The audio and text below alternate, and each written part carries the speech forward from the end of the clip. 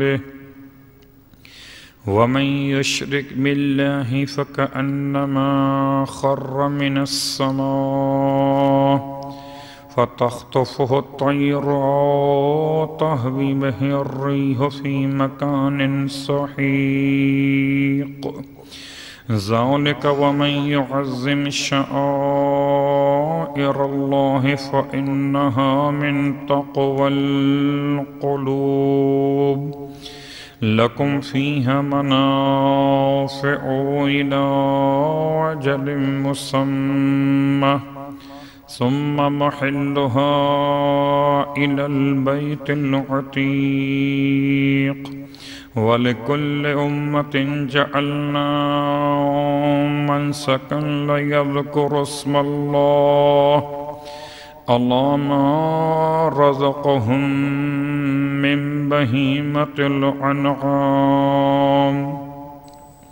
فإلهكم إله واحد فله واسلموا وبشر المخبتين الذين إذا ذكر الله وجلت قلوبهم والصابرين على ما أصابهم والمقيم الصلاة ومما رزقناهم ينفقون صلوات علی محمد وعلی محمد.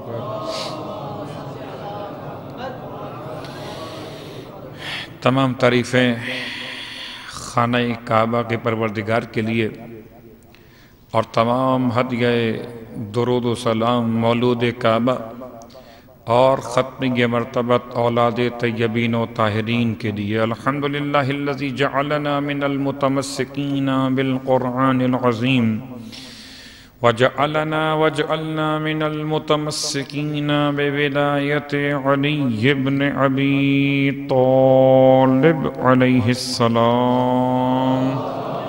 اللہم صلی اللہ علیہ وسلم.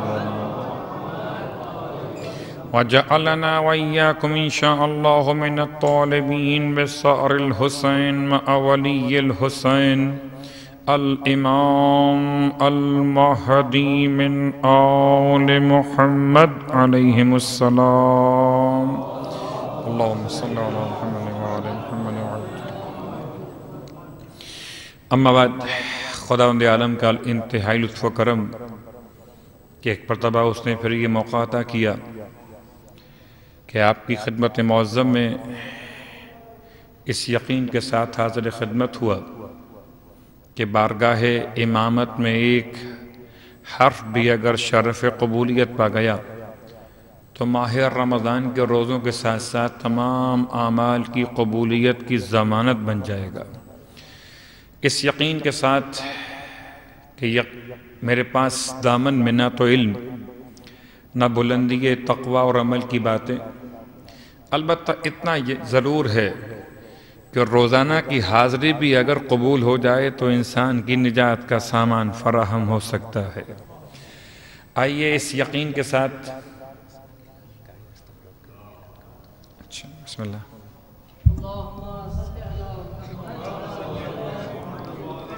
ایک گاڑی ہے شارجہ نمبر پلیٹ کی ٹویوٹا کیمری 64733 باہر راستہ بلاک کر رہی ہے. شیخ صاحب کو نکلنا ہے ان کی گاڑی کو، تو آپ لوگ پلیز جس کی بھی ہو وہ جا کے ہٹا لیں. نمبر ہے شارجہ کی نمبر پلیٹ کی گاڑی ہے ٹویوٹا کیمری 64733 بر محمد والے محمد صلی اللہ علیہ وسلم.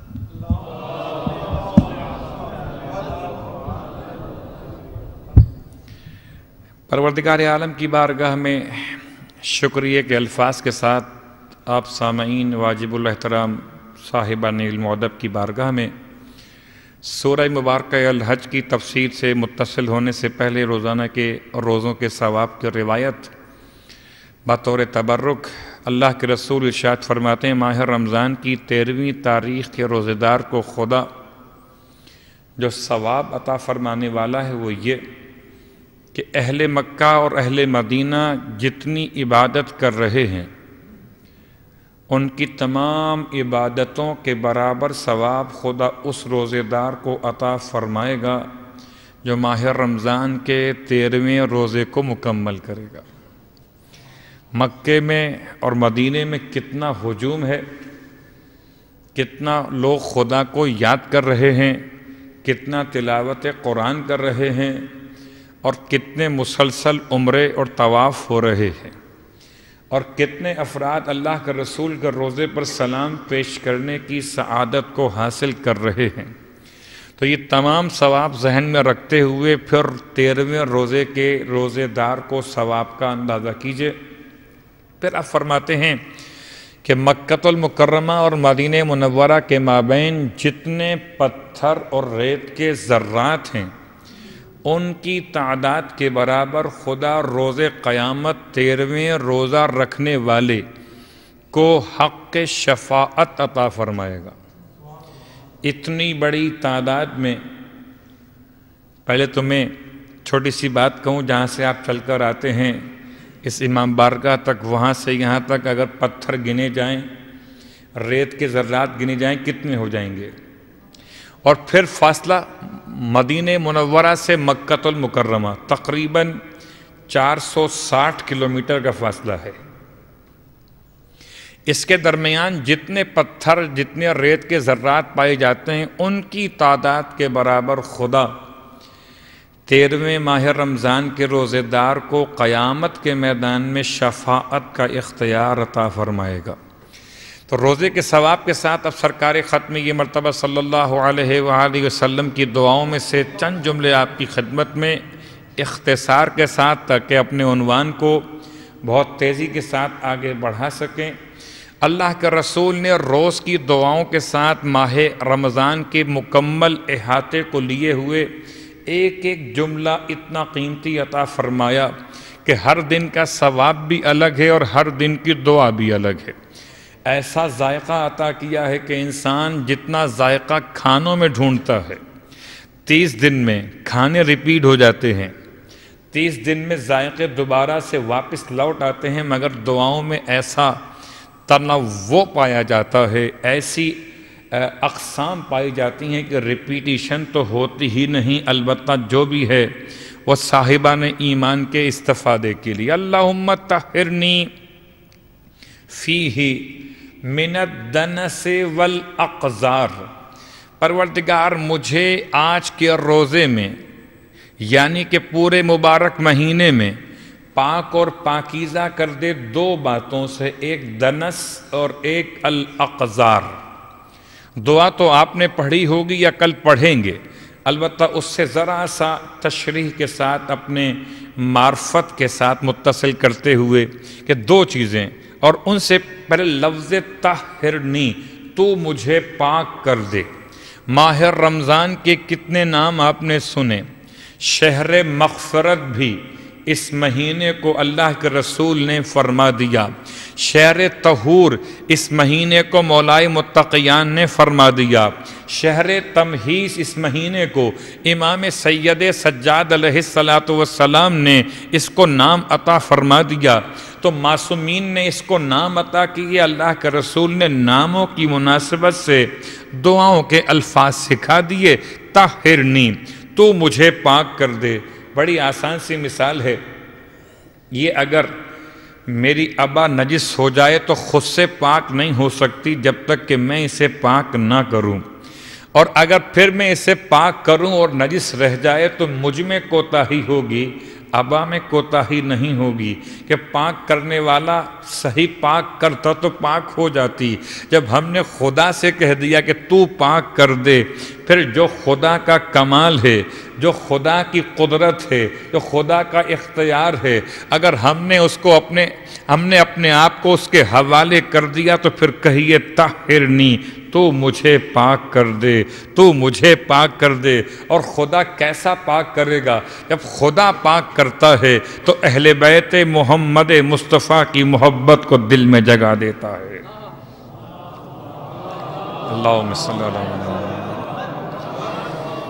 تو اللہم طہرنی فیہ من الدنس، دنس اور الاقذار، دو چیزیں، ایک دنس ایک الاقذار۔ اقذار جمع قذر کی، دنس کہتے ہیں میل کچیل کو، تو دو چیزیں، ایک ظاہری میل کچیل، ایک باطنی، اور دونوں سے طہارت کی دعا مانگی گئی ہے۔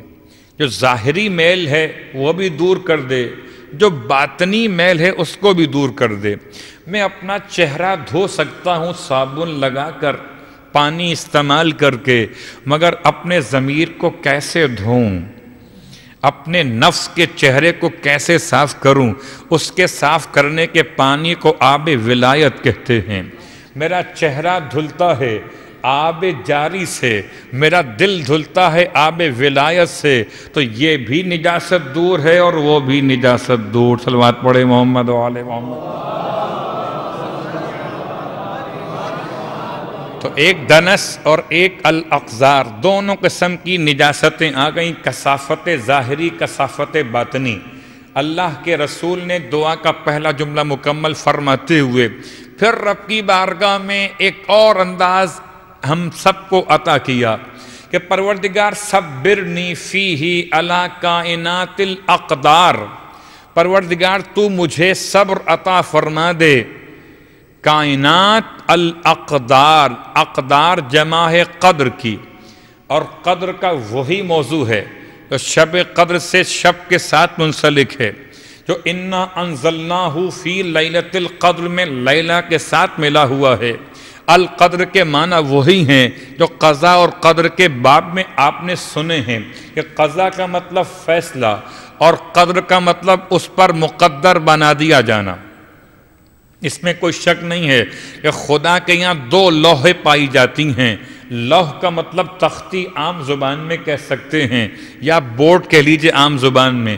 خدا کے یہاں دو بورڈز پائے جاتے ہیں، ایک کا نام ہے لوح محفوظ، ایک کا نام ہے لوح محو اثبات۔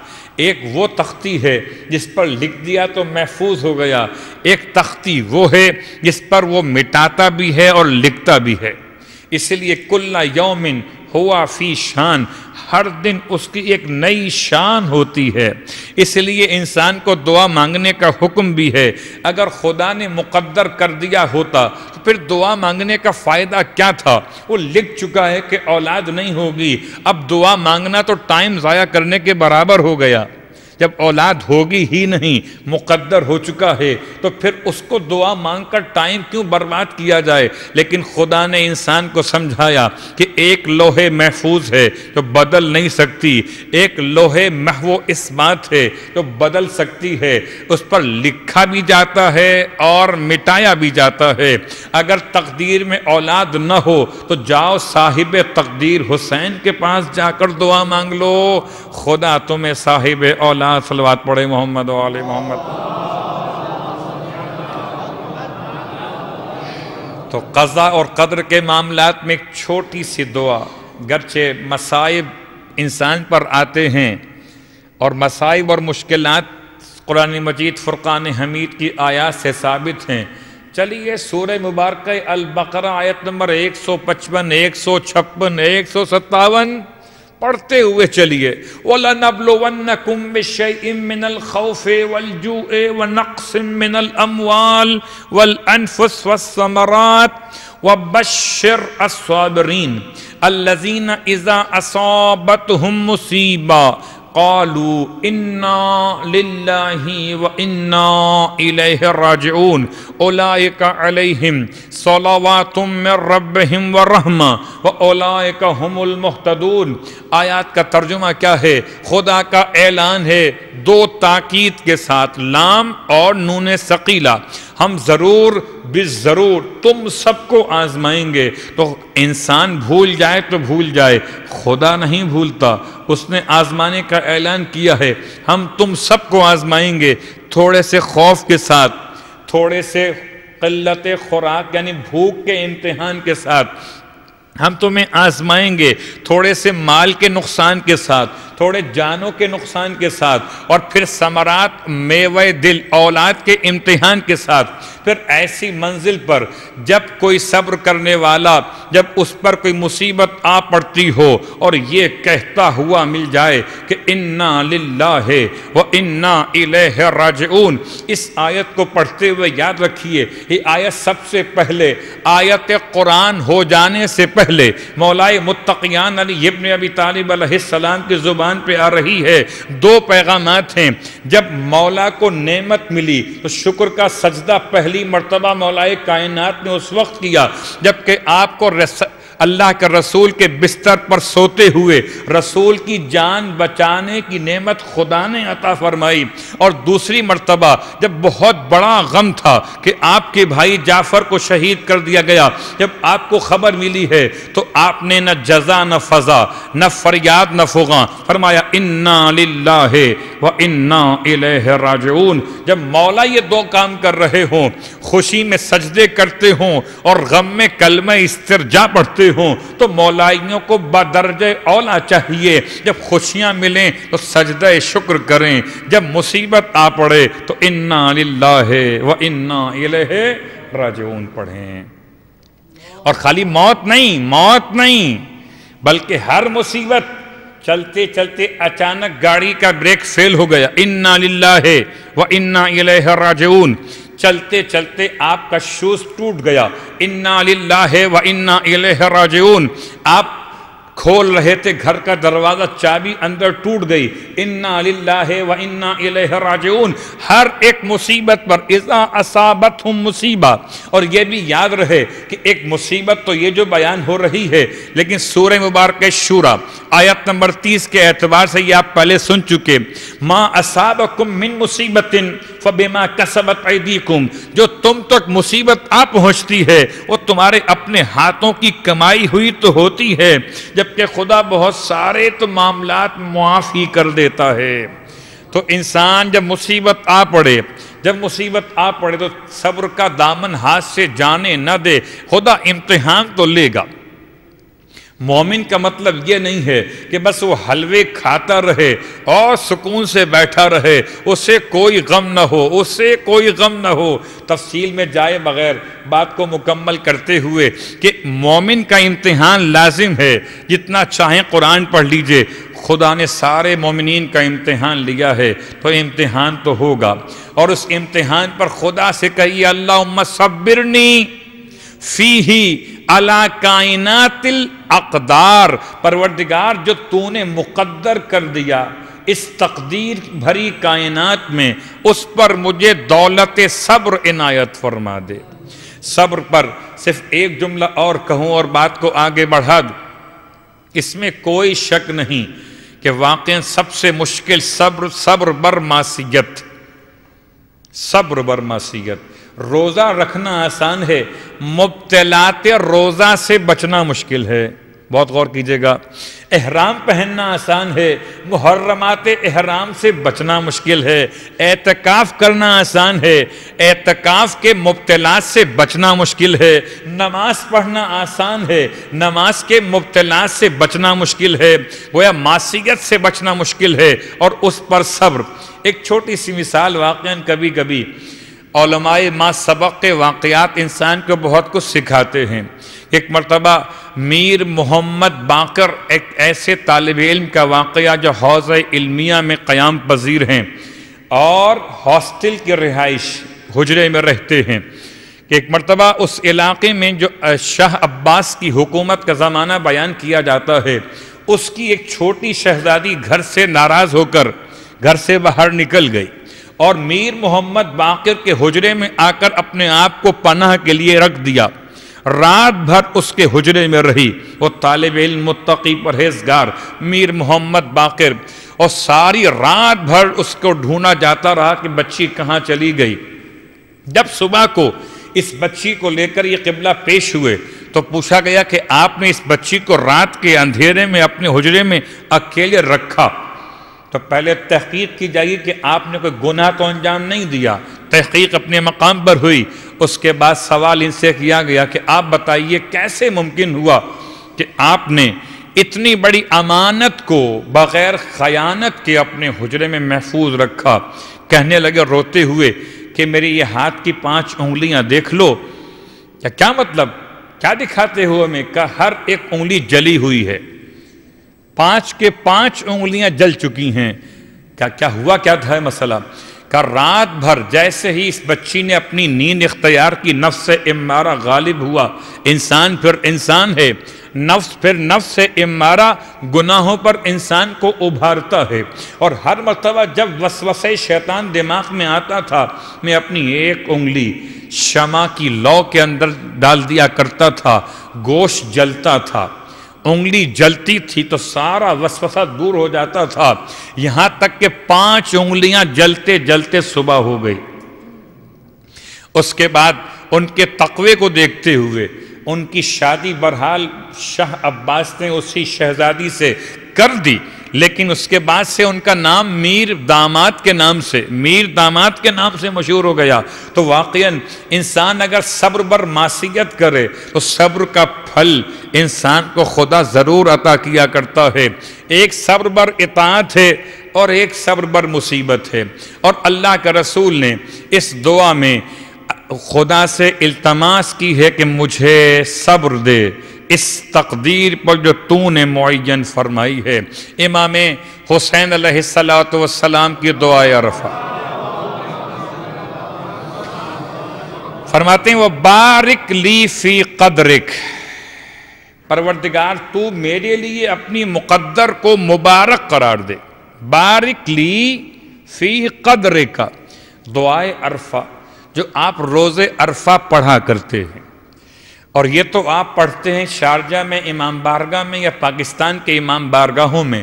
انشاءاللہ خدا نصیب کرے کہ دعائے عرفہ پڑھیں عرفات کے میدان میں، اور حالت احرام میں پڑھیں، اور امام کو یاد کرتے ہوئے کہ وہ کیسا وقت تھا جب میرا مولا اپنے خیمے سے باہر آ گیا. مولا کا خیمہ لگا کہاں پر تھا؟ کہ جبل رحمت کے نیچے دامن میں بالکل پہاڑی کے ساتھ. آج بھی ایک نشان موجود ہے جو اہل بیت کے خیمہ لگنے کی نشاندہی کیا کرتا ہے. وہاں پر اہل بیت کا خیمہ لگا کرتا ہے، اور امام اپنے خیمے سے باہر نکل آئے جبکہ سورج تقریباً ظہر کے بعد جانب زوال بڑھ رہا تھا. اور پھر آپ نے آسمان کو دیکھ کر دعا پڑھنا شروع کی ہے. آپ کی آنکھوں سے آنسوؤں کا سمندر جاری تھا، اور ایسے سر اٹھائے ہوئے آسمان کو دیکھتے تھے جیسے کوئی مسکین کسی عطا کرنے والے کریم کو دیکھتا ہے، جیسے کوئی پیاسا پانی پلانے والے کو دیکھتا ہے. اور آپ کی آنکھوں سے آنسوؤں کا سمندر جاری تھا. اس میں آپ نے معرفت کے اتنے خزانے عطا فرمائے ہیں کہ خالی دعائے عرفہ پڑھ کر بہت سے غیر تشیع میں شامل ہو گئے. بارک لی فی قدرک، پروردگار تو اپنے مقدر پر مجھ کو مبارک قرار دے، جو تو نے مقدر بنایا اسے میرے لیے مبارک قرار دے. تو مقدر ہے کیا؟ پروردگار مجھے اس طرح سے بنا دے کہ پھر لا احب میں پسند نہ کروں، میں محبت نہ کروں، کہ میں اس کام کو جلدی چاہوں جس کو تو مؤخر کرنا چاہے. مقدر کیا ہے؟ میں اس کام کی تعجیل نہ چاہوں جس کو تو مؤخر کرنا چاہے، اور جس کو تو مقدم کرنا چاہے اس کی تاخیر طلب نہ کروں. بہت غور کیجئے گا، جو خدا مؤخر کرنا چاہتا ہے اس کو مقدم نہ کروں، اور جس کو مقدم کرنا چاہتا ہے اس کی تاخیر پسند نہ کروں. یہ امام کے دعا کے جملے مقدر کے بارے میں. اور اب آئیے بہت سخت ترین بحث کو یہاں روکتے ہوئے امام سید سجاد علیہ السلام کی دعا سے بس ایک جملہ اور. صحیفہ کاملہ دعا نمبر 44 سے جو ماہ رمضان کے دخول کے موقع پر آپ نے تعلیم فرمائی، اس کا ایک جملہ. کل ہم پڑھ رہے تھے 3 جملے کہ جو مجھے چھوڑ کر چلا جائے میں اس کے پاس جا کر پلٹ کر اسے لے کر آ جاؤں، اس سے مراجعت کر لوں. ٹھیک، جو مجھ پر ظلم کرے میں اس کے ساتھ انصاف کروں، اور جو مجھ سے دشمنی اختیار کرے میں اس سے مصالحت اختیار کروں. ہاشا، سوائے اس کے کہ جو شخص ادویہ کیا ہو، ادو ہو کس کا؟ فی کا و لک، تیرے بارے میں اور تیری ذات کا دشمن ہو. ہاشا ادویہ، سوائے اس دشمن کے جو تیرا دشمن ہو. ٹھیک، نسالمہ من عادانا، جو میرا دشمن ہے اس سے مصالحت کر لو، مگر جو تیرا دشمن ہے اس سے نہیں. فَإِنَّهُ الْعَدُوُّ بس وہ ایسا دشمن ہے لا نوالی جس سے کوئی دوستی نہیں ہو سکتی. وہ ایسا گروہ والحزب ایسا گروہ ہے جس سے کوئی مصالحت نہیں ہو سکتی. اور اے پروردگار تو مجھے توفیق عطا فرما وَأَنَّ تَقَرَّبْ کہ میں قریب ہو جاؤں اس مبارک مہینے میں من اعمال الزاکیہ ایسے اعمال سے جو پاک اور پاکیزگی عطا کرنے والے ہوں. پروردگار بما تطہرنا بہی من الذنوب کہ ان اعمال کے ذریعے سے تو مجھے گناہوں سے طیب و طاہر قرار دے. اتفاق سے آج رسول خدا کی دعا کا جملہ اور امام سجاد علیہ السلام کی دعا کا جملہ آپس میں بہت مطابقت کے ساتھ پہنچ گیا. پروردگار ہمیں گناہوں سے طہارت عطا فرما دے. صلوات پڑھ لیجئے محمد و آل محمد. اور صرف ایک جملہ آج کی تاریخ کی مناسبت دیکھتے ہوئے کہ ہاں ایک مرتبہ مکہ المکرمہ میں ہوا، پھر ایک مرتبہ مدینہ منورہ میں ہوا. روز مواخات بھائی بھائی بنانے کا مسئلہ. وہاں صرف تھے مسلمان جو بھائی بھائی بنائے گئے سب کے سب مکے والے تھے، اور ہجرت کے بعد مکے والے بھی تھے اور مدینے والے بھی تھے، تو مہاجر بھی تھے اور انصار بھی تھے.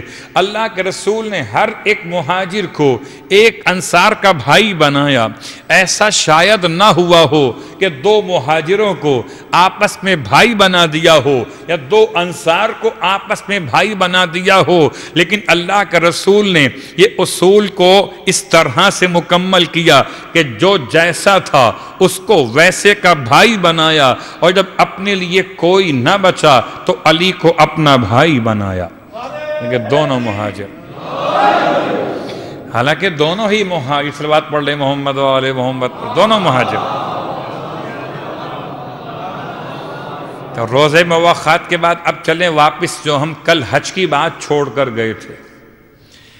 اور اب میں سمجھتا ہوں کل اور پرسوں کے بیانات کے بعد تو کافی حد تک حج سے ہیلو اور آگہی حاصل ہو چکی ہوگی، جو بھی آپ کہیے نوحاؤ ہو چکی ہوگی.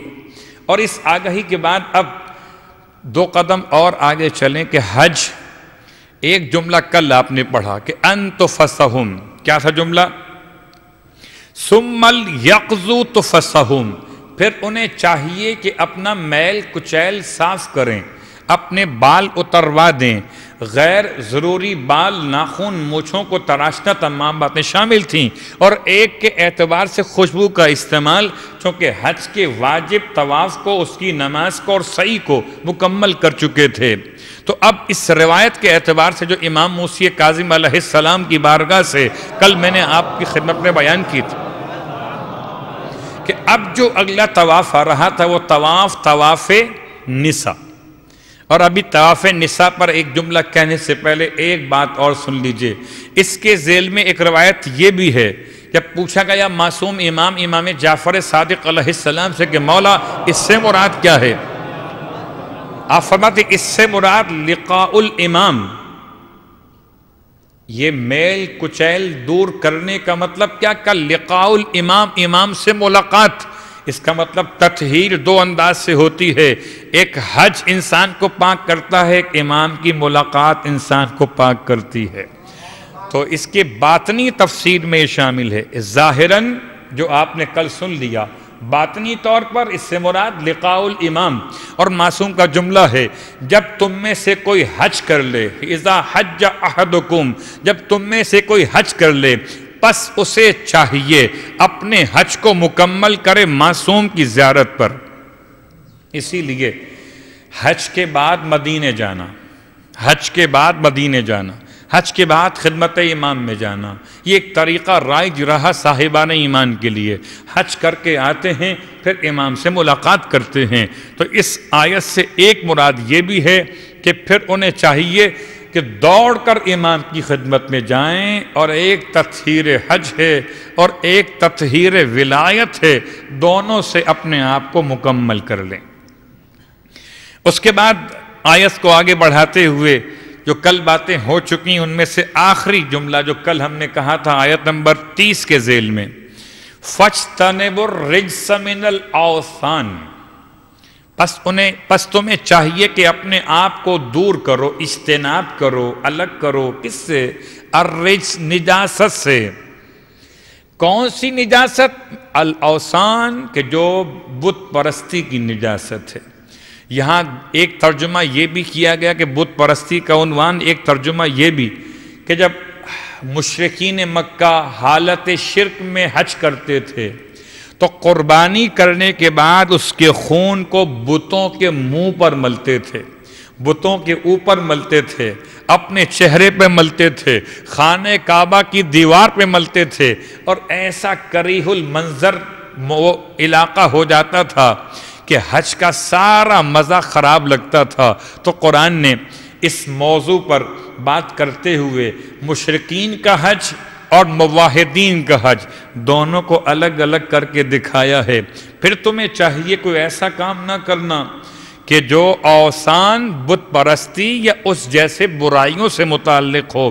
وَاجْتَنِبُوا قَوْلَ الزُّورِ، اور تمہیں چاہیے کہ پھر زور یعنی جھوٹ کہنے اور مشرکین کا تلبیہ پڑھنے اور ان کے باطل جملوں کو ادا کرنے سے اپنے آپ کو بچا لو۔ سرکار ختمی مرتبہ صلی اللہ علیہ وآلہ وسلم کا جملہ ارشاد فرماتے ہیں، یا قول زور سے مراد کیا ہے؟ کہ قول زور سے ایک اور مراد بھی ہے کہ جھوٹی گواہی۔ آپ فرماتے ہیں جو شخص جھوٹی گواہی دیتا ہے اس کا جرم اتنا بڑا جیسے اس نے خدا کے ساتھ کسی کو شریک مان لیا ہو۔ ذرا خیال رہے، خاندان کے مسائل میں، آفس کے معاملات میں، عدالت کی باتوں میں، کورٹ میں پیش ہوتے ہوئے جھوٹی گواہی اتنا برا گناہ ہے، اتنا برا گناہ ہے کہ آپ فرماتے ہیں جس نے جھوٹی گواہی دی اس نے گویا خدا کے ساتھ کسی کو اس کا شریک مان لیا۔ یعنی اب سوچئے گا، جو جھوٹی گواہی دے دنیا کے معاملات پر اس کا انجام یہ ہو، اور جو جھوٹی گواہی دے فدق فاطمہ کے برخلاف اس کا انجام کیا ہوگا۔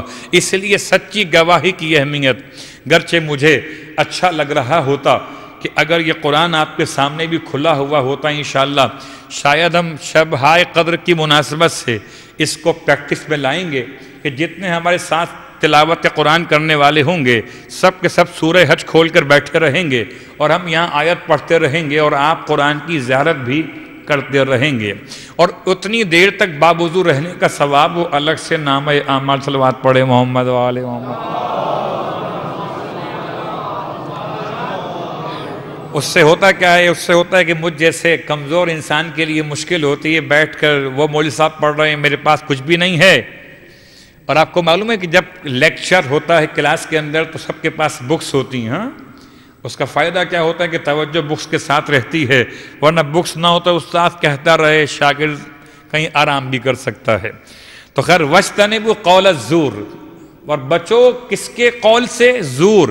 زور کے کئی معنی ہو گئے، ایک غیبت، ایک برا کلمہ، ایک مشرکین کا تلبیہ، اور ایک جھوٹی گواہی۔ اس میں گانا بھی شامل ہے یعنی غنا۔ اس کے بعد اسی کی حالت کو بیان کرتے ہوئے کہ ایسے بچو وَاجْتَنِبُوا، ایسے بچو کہ حنفاء، ہو جاؤ حنیف۔ خدا ہم سب کو حنیف بنا دے۔ خیر اب تو لوگ نام بھی حنیف بہت کم رکھتے ہیں، اور ایسا لگتا ہے جیسے حنیف نام پر کسی اور نے قبضہ کر لیا ہو۔ حنیف بھلا شیعان علی سے بہتر بھی کوئی ہو سکتا ہے؟ آئیے آج حنیف کا ترجمہ کر لیتے، حنیف کہتے کسے ہیں؟ ہمارا دین حنیف ہے، ہماری ملت حنیف ہے، اور ابراہیم علیہ السلام کی ملت اور دین کو دین حنیف کہا گیا۔ حنیف کا ترجمہ کیا ہے؟ یہ حنیف کی جمع ہے حنفاء، یہ حنفی بات نہیں کر رہے، حنفاء جمع ہے حنیف کی، اور حنیف کا ترجمہ آئیے بہت آسان لفظوں میں۔ حنیف کہتے ہیں حنفن سے نکلا ہوا لفظ ہے، جس کا مطلب ہے کہ گمراہی اور باطل کی طرف سے حق کی طرف مائل ہو جانا، افراط اور تفریط دونوں کو چھوڑ کر درمیانی راستے کی طرف جھک جانے کو حنیف کہتے ہیں۔ تو نہ شرقیہ نہ غربیہ، نہ ادھر نہ ادھر، نہ مشرق نہ مغرب، نہ سامراج نہ باطل قوتیں، جو جھک جائے خدا کے راستے کی طرف ولایت کو یاد کرتے ہوئے، اسے کہتے ہیں حنیف۔ تو حنیف یاد ہو گیا، حنیف دو ترجمے ہو گئے، ایک صراط مستقیم کو اپنانے والا، گمراہی کو چھوڑ کر صراط مستقیم پر مائل ہو جانے والا، اور ایک افراط اور تفریط کو چھوڑ کر حد اعتدال کو اختیار کرنے والا حنیف کہلاتا ہے۔ کوئی عقیدے میں حنیف ہو تو صراط مستقیم ہے، اور عمل میں حنیف ہو تو حد اعتدال کا نام ہے راستہ حنفا۔ تو ایسے اجتناب کرو ان دونوں برائیوں سے، الرجس من الاوثان وقول الزور، کہ تم حنفا قرار پاؤ۔ حنفا کی وضاحت خدا نے خود کر دی، غیر مشرکین بہی، حنفاء للہ ہے، اللہ کے حنیف ہو جاؤ، اور اللہ کے ساتھ کسی کو شریک نہ قرار دینا۔ اس کے بعد بہت حسین انداز سے، شاید پورے قرآن میں خدا نے اتنی اچھی مثال انسان کو سمجھانے کے لیے نہ فراہم کی ہو تو یہاں فراہم کی ہے سورہ حج کی برکت سے۔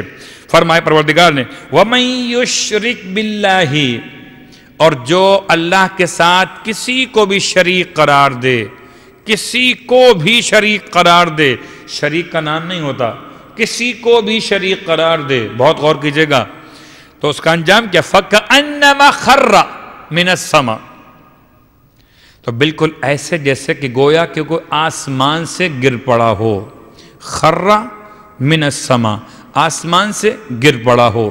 اور آسمان سے گرتے ہوئے دو صورتیں ہو سکتی ہیں، ایک فَتَخْتَفُهُ الطَّيْرُ، کہ اسے بیچ فضاؤں میں گوشت کھانے والے پرندے آدم خور نوچ نوچ کر اس کی بوٹیاں لے جائیں۔ بہت غور کیجئے گا، کیا مثال قرآن نے دی ہے کہ شریک قرار دینے والا خدا کے ساتھ کسی کو بھی، اس کی مثال ایسی ہے جیسے آسمان سے گرا اور بیچ میں پرندے جو اس کا گوشت نوچنے کو تیار، اور اگر پرندوں سے بچ گیا اور گوشت سلامت رہ گیا تو کیا او تہوی بہ الریح، یا پھر اسے زمین پر پہنچتے ہی آندھی اور سخت ہوائیں اڑا کر لے جائیں، فی مکان سحیق، ایسی وادی میں جو بہت گہری ہو۔ اب یہ تو تھا لفظ کا بلفظ ترجمہ، آئیے ذرا سا اس کے جو اشارات اور تفاسیر ہیں اس پر توجہ کرتے ہیں۔ پہلی بات تو یہ کہ خدا کوئی مثال نہیں دیتا جب تک کہ اس مثال سے فائدہ انسان کو نہ پہنچتا ہو۔ اس نے کہا جیسے کوئی آسمان سے گر پڑا، تو توحید کو اتنا بلند کہا جیسے آسمان، توحید کا مقام کتنا بلند جیسے آسمان، کہ انسان اگر سورج نہ بن سکا چمکنے والا، اگر چاند نہ بن سکا چمکنے والا، تو کم از کم ستارہ تو بن ہی جاتا نا۔ بھائی شمس بھی آپ جانتے ہیں اور قمر کو بھی آپ جانتے ہیں، نہ شمس بن سکا نہ قمر بن سکا، تو آسمان توحید پر کم از کم چمکتا ہوا ستارہ تو بن جائے گا نا۔ تو توحید اتنا بلند جتنا آسمان، اور اگر کسی نے خدا کے ساتھ کسی کو شریک قرار دے دیا اور توحید کو چھوڑ دیا تو آسمان سے گر پڑا۔ لیجئے بات کو اور آسان کر لیں مثال دیتے ہوئے کہ صاحب کبھی کبھار اگر لفٹ خراب ہو جائے آپ کی بلڈنگ کی، خدا نہ کرے، تو پھر آپ کا اگر فلور 12واں ہو 14واں ہو تو پھر چڑھنا کتنا مشکل ہے، کہ اترنا آسان ہے۔ صلوات پڑھے محمد و آل محمد۔ بھائی کشش ثقل، جو گریویٹی آف لینڈ، اس میں کیا ہے کہ اس کے خلاف جائیے گا تو آپ کا مشکل ہوگی اوپر جانا، اور نیچے آئیے گا، میں چھوڑتا ہوں کشش کی باتوں کو، اوپر جانا مشکل ہے نیچے آنا آسان ہے، اوپر چڑھتے ہیں تو پھر ایک ایک کر کے انسان اپنے بوجھ کو اوپر لے جاتا ہے اور اوپر لے جاتا ہے اور اوپر لے جاتا ہے، اور جب نیچے آنا ہو تو دو دو سیڑھیاں تیزی کے ساتھ نیچے آ سکتا ہے. ہاں ایسے ہی ہے نا. تو چڑھتا بہت دیر میں ہے، اترتا بہت جلدی ہے. تو توحید تک پہنچ کر آسمان تک جاتا بہت دیر میں ہے، اور اگر خدا کے بارے میں شرک کرے تو گرتا بہت جلدی ہے. اتنا جلدی گرتا ہے کہ جب کوئی اوپر سے گر رہا ہو نیچے کی جانب تو جتنا وہ آگے بڑھے گا تو اتنا اور نیچے کی طرف جائے گا، پیچھے تو جانا ممکن نہیں ہے گرتے ہوئے انسان کا. اور خلا میں تو وزن ویسے ہی ختم ہو جاتا ہے. ایسے میں پھر مثال قرآن نے دی، پرندے اس کا گوشت نوچ کر کھا لیتے ہیں. یہ پرندے کہاں سے آ گئے؟ کہ پرندوں کی تشبیہ ہے نفس امارہ اور خواہشات کی طرف. خواہشات کے پرندے ہیں کہ جو انسان مشرک کی طرف لپٹ کر آتے ہیں. کوئی اس کی سماعت کھا لیتا ہے کہ یہی سننا ہے، کوئی اس کی بصارت کھا لیتا ہے کہ یہی دیکھنا ہے، کوئی اس کے ہاتھ کھا لیتا ہے، کوئی اس کا دماغ کھا لیتا ہے کہ یہی سوچنا ہے. تو خواہشات نفسانی مثل پرندوں کے اس کا گوشت نوچ نوچ کر اسے ختم کر دیتے ہیں، یہاں تک کہ انسان خود رہتا ہی نہیں، خواہشات کا غلام بن کے رہ جاتا ہے. اور اگر خواہشات سے بچ کر نکل بھی گیا تو پھر زمین پر جو ہوا چل رہی ہے اس کو شیطان کا نام دیا گیا. یہ ہوا اتنی تیز ہے کہ پھر اس کو زمین پر پہنچنے کے ساتھ اٹھا کر ایک ایسے گڑھے میں جو وادی عمیق ہو انسان کو پھینک دیتی ہے کہ اس کی ہڈیاں بھی سرما بن جائیں. تو مشرک انسان کا انجام کیا ہوا کہ آسمان سے گرا تو کھجور میں اٹکا نہیں ہے. جو کھجور میں اٹکا ہوتا تو کم از کم اٹک کر رک تو جاتا، یہ تو رکا بھی نہیں ہے. یا تو اسے خواہشات نامی پرندے کھا گئے یا اسے شیطان نامی ہوا نے اٹھا کر گڑھے میں پٹخ دیا. صلوات پڑھے محمد و آل محمد.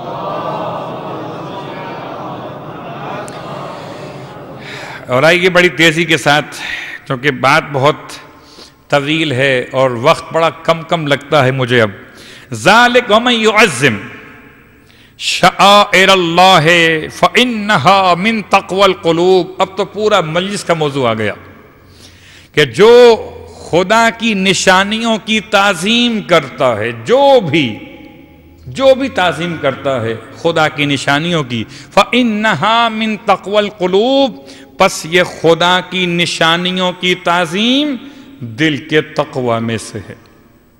خدا کی نشانیاں کیا ہیں؟ نشانی کیا ہوتی ہے؟ قبلہ میری نشانی کیا ہے؟ کہ آپ کی نشانی ہے آپ کا امامہ، آپ کی نشانی ہے آپ کی مخصوص عبا، آپ کی نشانی ہے آپ کے مخصوص انگوٹھیاں، آپ کی نشانی ہے آپ کی مخصوص گھڑی. اگر خدا نہ خواستہ میں مر جاؤں، ہو جائے ایکسیڈنٹ، تو کیا ہوگا؟ آپ مجھے پہچانیں گے کس سے؟ نشانیوں سے.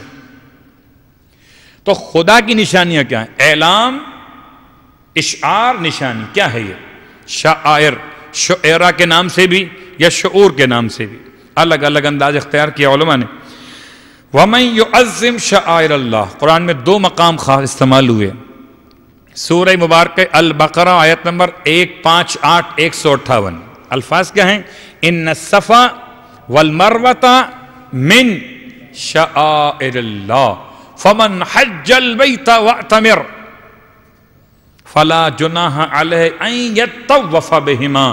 پس یہ صفا اور مروہ خدا کی نشانیوں میں سے ہیں. نشانی کل نشانی نہیں ہے، نشانیوں میں سے ہیں. پوچھیں مسلمان بھائی سے، کیا کبھی صفا پر خدا آیا؟ کیا مروہ پہ خدا کو دیکھا گیا؟ نہ خدا صفا پر آیا نہ مروہ پہ دیکھا گیا. پھر صفا و مروہ نشانی کس کی ہے؟ کہ حضرت ابراہیم کی نشانی، کہ ان کی بھی نہیں، کہ ان کی زوجہ، ان کی اہلیہ حضرت ہاجرہ اپنے بیٹے اسماعیل کی پیاس کو بجھانے کے لیے ان دو پہاڑیوں پر دوڑ رہی تھیں. خدا نے ان دونوں پہاڑیوں کو اپنی نشانی قرار دے دیا. صفا نکلا ہے اسی لفظ سے جس سے آپ مصطفیٰ کہتے ہیں زیارت وارثہ میں، السلام علیکہ یا آدم یا وارثہ آدم صفت اللہ یا صفت اللہ، میرا سلام ہو اے آدم کے وارث جو خدا کے صفی چنے ہوئے ہیں۔ صفا چنی ہوئی جگہ کو کہتے ہیں، حضرت آدم کے نزول کی جگہ۔ مروہ کہتے ہیں کس کو؟ کہ امرأتن سے نکلا ہے، امرأن مرد، امرأتن عورت، اس سے لفظ ہے کثرت استعمال کے بعد امرأتن کے بجائے مروتن ہو گیا، اور یہ حضرت حوا علیہ السلام کے نزول کی جگہ۔ اختلاف تو ہے بہرحال تاریخ میں کہ حوا اتنی جدہ میں، اور حوا کون؟ دادی۔ اب میں کیا خطیبانہ انداز اختیار کروں، کیا دادی حوا ہوتی ہے؟ نہیں، حوا نہیں ہوتی، حوا کے معنی کچھ اور ہوتے ہیں اردو میں جو حوا ہوتا ہے، اس سے ڈراتی۔ صلوات پڑھے محمد و آل محمد۔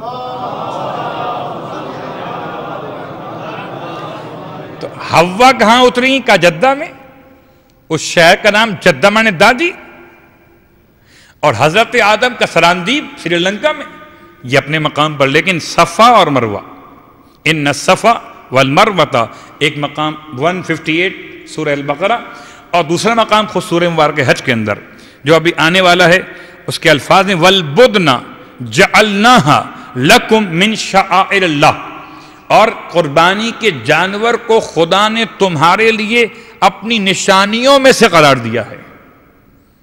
حیرت ہے کہ اگر پہاڑیاں خدا کی نشانیاں ہوں تو شخصیات خدا کی نشانیاں کیوں نہیں ہو سکتے؟ حالانکہ پہاڑیوں کی کوئی حیثیت نہ ہوتی اگر ان کے ساتھ کوئی شخصیات کا عمل منسوب نہ ہوتا۔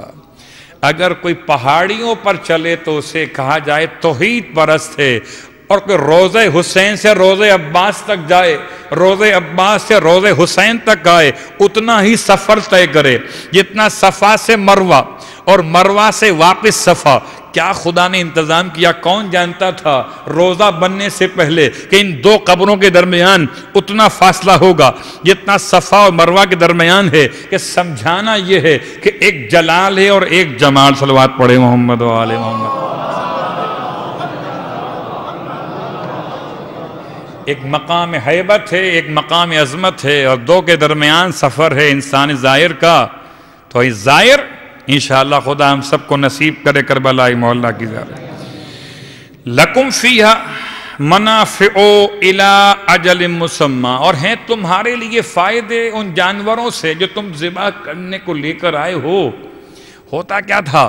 لوگ قربانی کے جانور، حج کی 3 قسمیں، حج افراد، حج قران اور حج تمتع۔ حج قران ان افراد کے لیے، حج افراد ان افراد کے لیے جو مکہ المکرمہ کے 90 کلومیٹر کے فاصلے کے اندر رہتے ہوں، اور جو 90 کے باہر رہتے ہیں ان کا حج تمتع ہوتا ہے۔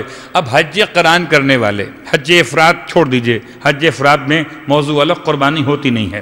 حج قران میں کیا ہوتا ہے کہ لوگ اپنی اپنی قربانی کا جانور اپنے ساتھ لے کر آتے تھے، اور اس پر ایک نشان لگاتے تھے جس نشان کو اشعار یا تقلید کہتے تھے۔ اس کی پیشانی پر ایک نشان لگا دیا، کلر لے کر، رنگ لے کر، کہ یہ میری قربانی کے لیے۔ اس کا اتنا احترام کرتے تھے کہ اللہ کے رسول نے ایک حاجی صاحب کو دیکھا، حاجی صاحب سے چلا نہیں جا رہا مگر اونٹ کو خالی چلا رہے ہیں، خود چل رہے پیدل۔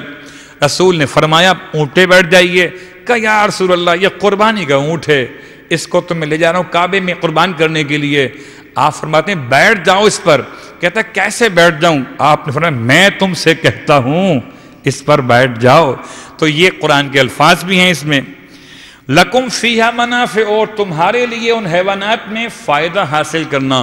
کیا مطلب؟ سواری کر لو مگر زیادتی نہ کرنا، اسے مارنا نہیں، اس کو وقت سے پہلے ذبح مت کر دینا، بھوک لگی ہو گوشت کھانا ہو، نہیں، زیادتی مت کرنا۔ اور اگر راستے میں اس کا دودھ نکال کر اپنی پیاس بجھانا چاہو تو جائز ہے۔ خیر نہ حج قران ہوتا ہے، بھلا آپ کون آدمی مکہ نہیں پہنچ پاتا، جانور کے ساتھ مکہ کیسے پہنچے گا؟ وہ الگ موضوع ہے نا۔ لکم فیہا منافع، تمہارے لیے ہیں ان میں سے منافع، فائدے کی چیزیں۔ کب تک؟ الی اجل مسمی، جب تک کہ اس کا وقت پورا قربانی والا نہ ہو جائے. ثم محلھا، اور جب وقت قربانی آ جائے پھر محلھا، اس کی جگہ کون سی ہے؟ الی البیت العتیق، پھر اسے لاؤ کعبے کے پاس. اگر کوئی حالت احرام میں قربانی دینا چاہے عمرے کے عنوان سے تو اس کا محل مکہ خانہ کعبہ مسجد حرام کے باہر. اور یا یوں کہہ لیجئے کہ اگر کوئی کفارہ قربان کرنا چاہے اور اس نے غلطی احرام عمرہ میں کی ہو تو اس کا کفارہ مکے میں ذبح ہوتا، اور اگر غلطی احرام حج میں کی ہو تو اس کا کفارہ منی میں ذبح ہوتا ہے. تو یہ بظاہر بیت عتیق کہہ کر مکہ مراد بھی لیا ہے اور مکے کا اطراف مراد لیا ہے. محل الی البیت العتیق، محلھا، اس کا محل کیا ہے؟ وہ مکے کے اطراف منی، کہ جہاں پر حج کی قربانی لا کر کی جاتی ہے. البتہ ایک جملہ، چونکہ عرب والے جب قربانی کرتے تھے، نبی کہا کہ اس کا خون لگاتے تھے دیواروں پر، اپنے منہ پر، کعبے کی دیوار خراب کرتے تھے، بتوں کے چہرے پر ملتے تھے. آج کل ہمارے بعض علاقوں میں بھی قربانی کا ایک مسئلہ یہ ہے کہ جب کوئی نیا گھر بناتے ہیں تو اس کی بنیاد میں حیوان کا خون ڈال کر نجاست سے اس کا آغاز کرتے ہیں. اللہ اکبر. یہ لگتا ہے کہ کوئی وہ پرانی رسم تو دوبارہ زندہ نہیں ہو گئی ہے. جائز نہیں ہے، جائز نہیں ہے کہ آپ نیا گھر بناتے ہوئے اس کی بنیادوں میں خون گرائیں. خون نجس ہے. جو ذبیحہ کا خون نکلتا ہے رگ کٹنے کے بعد، 4 رگوں کے بعد، نجس ہے وہ خون، اور وہ خون ڈال کر بنیاد بناتے ہو تو اس عمارت میں کیا خیر و برکت ہوگی جس کو رکھا گیا ہو خون کی نجاست پر. تو یہ تمام باتیں یہ توہم پرستانہ ہیں، غیر اسلامی شعار ہیں. اسلام کہتا ہے قربانی کرو، قربانی کرو، مگر خون نجس ہے، اس خون کا قربانی سے کوئی تعلق نہیں ہے. پھر قربانی کرتے کیوں ہیں؟ آئیے جو حقوق حیوانی کے بیان کرنے والے ان کا ایک اعتراض اور آیت. صلوات پڑھے محمد و آل محمد پر. ٹائم ہی ختم ہو رہا ہے، کیا کروں اب؟ کتنا اس کو اور آگے لے کے چلوں؟ ٹائم ہی ختم ہو گیا. خیر جتنا ممکن ہوا لے. کل امت جعلنا منسکا، اور ہر امت کے لیے، خالی اس امت میں نہیں، امت مرحومہ امت مصطفیٰ میں نہیں، لکل امت، ہر امت کے لیے، جعلنا منسکا، ہم نے رکھا تھا قربانی کے رواج کو. ہر امت میں قربانی پائی جاتی تھی.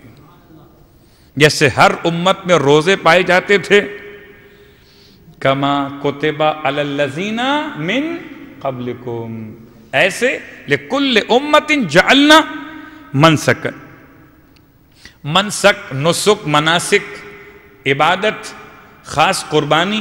میں اس کی تفصیلات کو شارٹ کرتے ہوئے کہ ہر امت کے لیے ہم نے قرار دیا ایک قربانی کو. لَيَذْكُرُ اسْمَ اللَّهِ عَلَى مَا رَزَقَهُم مِّن بَهِيمَةِ الْأَنْعَامِ، تاکہ اللہ کا نام لیں اس پر جو ہم نے انہیں عطا کیا حیوانات کے گوشت میں سے حلال کرتے ہوئے، اس کو ذبح کرتے ہوئے اللہ کا نام لیں. قربانی ہوتی کیوں تھی؟ قربانی ہوتی کیوں ہے؟ حیوان کے ساتھ ظلم نہیں ہے. حیرت ہے، اگر کوئی مذہب اسلام، مذہب حق کا حیوان کو ذبح کرے تو پھر ان کو سامراجی طاقتوں کو ظلم دکھائی دے، اور جو وہ جھٹکے کے نام سے تمام گردنیں ایک ساتھ کاٹ دیں گوشت کھانے کے لیے، وہ ظلم نہ ہو. اللہ اکبر. یا تو شریعت نے اس انداز سے حیوان کو جو حلال گوشت قرار دیا اس کا بھی احترام رکھا کہ 4 رگیں کاٹو، خون نکل جائے، خون نکل جائے، جسم ساکت ہو جائے، پھر اس کی کھال کو اس سے الگ کرو. کیوں قربانی؟ کیوں؟ کیا اس لیے کہ حیوان خدا نے بنائے تھے تمہارے جسم کو فائدہ پہنچانے کے لیے، اور قربانی اس لیے کہ اپنی قربانی کی پیشکش خدا کی بارگاہ میں اس حیوان کو قربان کرتے ہوئے کہ پروردگار اگر تو نے مجھ سے کبھی قربانی مانگی، آج میں اسے قربان کر رہا ہوں، کل میں خود بھی قربان ہو جاؤں گا. ہر امت میں قربانی کا فلسفہ ایک رہا ہے. اس کے بعد اگلا جملہ کہ اس کا ایک اور فائدہ کہ اس کو قربان کرو گے، اس کا گوشت تم مت کھا جاؤ سارا، اسے بانٹو غریبوں میں، فقراء میں۔ اس طرح قربانی کے دو فائدے ہوئے، ایک انسان کو خدا کی راہ میں تیار کرنا، اور ایک غریب انسان کا گوشت سے پیٹ بھر دینا۔ صلوات پڑھے محمد و آل محمد۔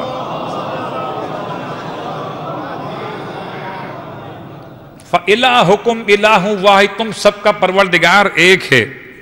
فَلَهُ أَسْلِمُوا، بس اس کے لیے ہی تم سر جھکاؤ، تسلیم کرو، اطاعت کرو۔ بشر المخبتین، اور بشارت دیجئے پیغمبر مخبتین، مخبتین یعنی عابدین۔ مخبتین کون؟ اخبعت یعنی خبتتن سے نکلا ہوا لفظ، خبتن سے، اور خبتن کے لفظ کے ترجمے میں زمین ہموار ہو، مسطح ہو، اس پر کوئی چلے تو زمین اس کے لیے منکسر ہو جائے، متواضع ہو جائے۔ اب اس میں بھی بہت گہرائی ہے، خدا نے عابد کو کہا، مخبت کہا۔ بشر المخبتین، ان کو دیں بشارت جو ہیں عبادت گزار، جو ہیں تواضع کرنے والے۔ ان کی پہچان کیا ہے؟ الذین اذا ذکر اللہ وجلت قلوبہم، کہ جب ان کے سامنے خدا کا ذکر کیا جاتا ہے تو ان کے دل روشن ہو جاتے ہیں۔ آج کی حد تک بات کو یہاں روکتے ہوئے یہ 4 صفات انشاءاللہ کل آئیں گی کہ مخبتین کی پہچان، اس کے بعد پھر قربانی کے مزید احکام بھی آئیں گے انشاءاللہ۔ ابھی حج کی آیتیں جاری و ساری ہیں، لیکن حج بیان کرنے والا سیدہ کلال کتنے حج کیے مولانا؟ چونکہ اختلاف اس طرح سے کہ یہ 2 شہزادے اپنے ناموں کی قربت کے اعتبار سے بہت زیادہ قریب الواقعات ملتے ہیں۔ جنت کے جوانوں کے دونوں سردار قریب الواقعات ملتے ہیں۔ 25 حج یا 20 حج، وہ جتنے حج امام مجتبیٰ علیہ السلام کے اتنے حج امام حسین علیہ السلام کے، یا اس سے زیادہ حج۔ اس لیے بہرحال امام کا دور اس کے بعد بھی 10 سال آگے چلا ہے، اور 50 ہجری میں امام مجتبیٰ کی شہادت کے بعد 61 ہجری میں سرکار سید الشہداء کی اپنی شہادت ہے، اور امام نے اس سال حج نہیں کیا تھا جس سال آپ جا رہے تھے کوفے کی جانب۔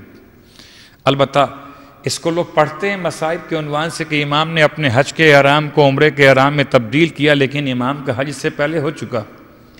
لوگ خیال کرتے شاید دعائے عرفہ امام نے اس سال تعلیم دی جس سال آپ جا رہے تو کوفہ کے لیے، نہیں، دعائے عرفہ امام نے اس سے پہلے تعلیم دی ہے۔ کب تعلیم دی ہے؟ غالباً یہ 55 سنِ ہجرت ہے، کربلا کے واقعے سے پورے 5 سال پہلے، جس میں امام نے منی کے میدان میں خطبہ دیا ہے۔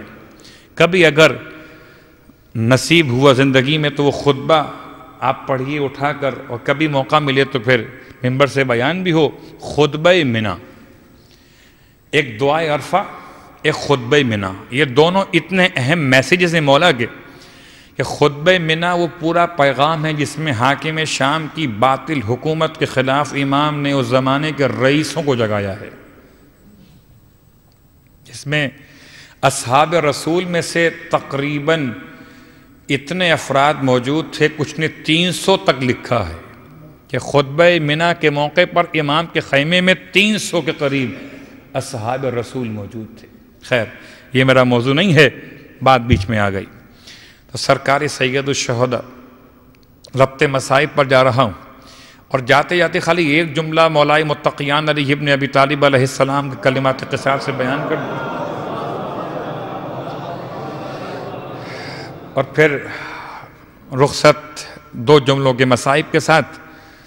امام فرماتے ہیں، میں ترجمہ پیش کر رہا ہوں وقت کو دیکھتے ہوئے، کہ اگر دنیا کسی کی طرف متوجہ ہو جائے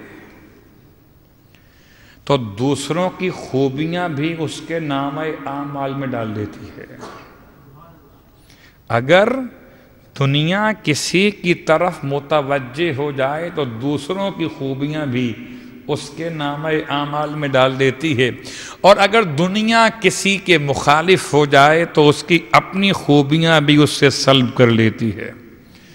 گویا انسان ذرا احساس کرے اس کو میں اپنی زبان میں یوں کہتا ہوں کہ بنی کے چہرے پہ لاکھوں نثار ہوتے ہیں اور بنی بگڑتی ہے دشمن ہزار ہوتے ہیں۔ جب کوئی انسان اقتدار میں آتا ہے تو اس کے کتنے لاکھوں چاہنے والے ہو جاتے ہیں، اور جب کوئی اقتدار سے نکل جاتا ہے تو پھر مشرف ہو جاتا ہے۔ آپ کو معلوم ہے نا؟ تو یہ امام کے فرمان کے اعتبار سے دنیا اگر متوجہ ہو تو انداز کیا ہے، دنیا اگر منہ موڑ دے تو انداز کیا ہے۔ لیکن سرکار کتنی محبت تھی کربلا کے میدان میں جناب زینب کبریٰ کو نام حسین سے، اور اتنی محبت تھی کہ کربلا سے کوفہ، کوفے سے شام، اور آج بس ایک جملہ بیان کروں گا۔ دل چاہتا ہے کہ شام کے بازار میں ایک ہجوم لگا ہوا تھا اور تماشا دیکھنے کے لیے آنے والے خالی ہاتھ نہیں آئے تھے، بلکہ ہاتھوں میں جھولیوں میں پتھر بھر کے لائے تھے، اور ایک ایک سر کا نشانہ لے لے کر پتھروں سے اذیت پہنچاتے تھے۔ بس شہر کوفہ اور شہر شام میں یہی فرق تھا کہ کوفے میں صدقے کی روٹیاں پھینکی جاتی تھیں اور شام میں پتھر مارے جاتے تھے۔ ایسے میں شام کے بازار میں ایک قیامت اور برپا ہوئی ہے، جبکہ ایک بوڑھی خاتون نے مجمع میں چیخنا چلانا شروع کیا تماشائیوں کے مجمع میں کہ میرا بیٹا حسین گم ہو گیا، حسین کہاں رہ گئے، حسین کہاں رہ گئے۔ حسین کا نام سنا زینب سے رہا نہ گیا۔ ارے اس خاتون کو اپنے قریب پایا تو فرمایا اگر میرے حسین کو ڈھونڈتی ہے تو دیکھ سر نو کے سنا پر ہے، اور جسم میدان کربلا میں بے گور و کفن ہے۔ کہتی ہے وہ خاتون ایک قیدن بی بی، میں اپنے بیٹے حسین کو ڈھونڈتی ہوں، وہ تماشا دیکھنے کے لیے تو قیدیوں کا میرے ساتھ آیا تھا، میرا کم سن بچہ بچھڑ گیا۔ فرمایا جناب زینب کبریٰ نے واپس چلی جا، اپنے حجرے میں جا کر دیکھ تیرا حسین میرے حسین کو بیٹھ کر روتا ہے۔ جب حجرے میں واپس پلٹ کر آئی ہے، دیکھا وہ چند سال کا بچہ دونوں ہاتھوں سے اپنے زانو پیٹتا جاتا ہے۔ واہ حسینہ، واہ مظلومہ، واہ زہرا، ماتم کر رہا۔ ماں نے سمجھایا بیٹا یہ کس حسین کا ماتم کرتا ہے، ہمارے آقا و مولا تو مدینے میں رہتے ہیں۔ ارے یہ تو کوئی باغی تھا جس کا سر کاٹ کے لایا گیا ہے، اس کا ہمارے مولا سے کیا تعلق ہے۔ بچہ کہنے لگا ماں میں نے پوچھا تھا تو مجھے بتایا گیا یہ وہی مدینے والے آقا حسین۔ اتنا رویا کہ ہچکی موت کی آئی ہے، بچے کی آواز آنا بند ہو گئی۔ ماں کو کچھ سمجھ میں نہ آیا کہ بچے کی بات پہ کیا بھروسہ کیا جائے۔ بچے کی لاش کو اٹھایا، جسم کو اٹھا کے باہر آ گئی، اور آ کر جناب زینب کی عماری کے پاس آ کر کہتی ہے اے بی بی میرا بچہ روتے روتے خاموش ہو گیا، دعا کرو میرے بچے کو زندگی مل جائے۔ فرمایا آگے چلی جا، ناکوں کی مہار تھامے ہوئے زمانے کا امام جا رہا ہے، تیرے بچے کے حق میں دعا کر دے گا۔ امام سجاد نے دعا فرمائی ہے، امام باقر سکینہ نے آمین کہا، اور نئی زندگی بچے کو ملی۔ اٹھ کے بیٹھ گیا، کہنے لگا اے بیویو، اے قیدیو بتاؤ آپ میں بی بی شہزادی زینب کبریٰ کون ہے؟ قریب آیا ناقہ زینب کے سر جھکا کر کہا شہزادی میں تو مر گیا تھا، آپ کے نانا نے زندگی دلوائی ہے اور سلام بھیجا ہے کہ زینب آگے شام کا بازار۔ ارے اسی طرح سے امتحان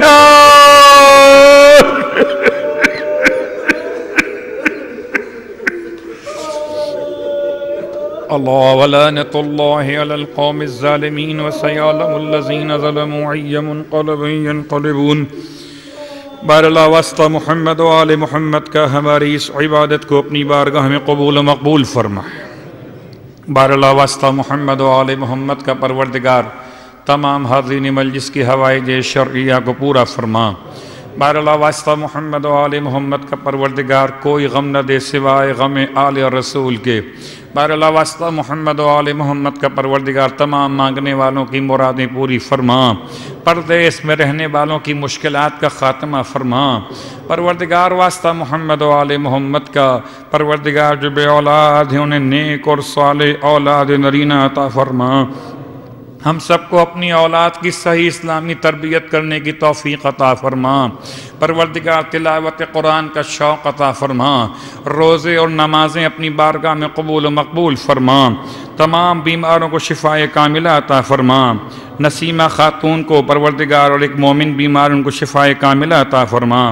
بہرحال واسطہ محمد و آل محمد کا تمام تر مقدس مقامات کی حفاظت فرما، تمام باطل قوتوں کو نیست و نابود فرما، امام زمانہ علیہ السلام کے ظہور میں تعجیل فرما، ہم سب کو ہمارے مرحومین کو امام کی خدمت گزاروں میں شامل فرما۔ ایک مرتبہ سورہ الحمد، 3 مرتبہ سورہ اخلاص کی التماس سے آج کی افطار کا انتظام دھامجی فیملی برادر ابراہیم علی جعفری کی جانب سے یہ دھامجی فیملی کے مرحومین کے لیے، ابراہیم علی جعفری کے مرحومین کے لیے اور اپنے اپنے مرحومین تمام شہدائے ملت کو یاد فرماتے ہوئے ارسال فرما دیجئے۔ بسم اللہ الرحمن الرحیم۔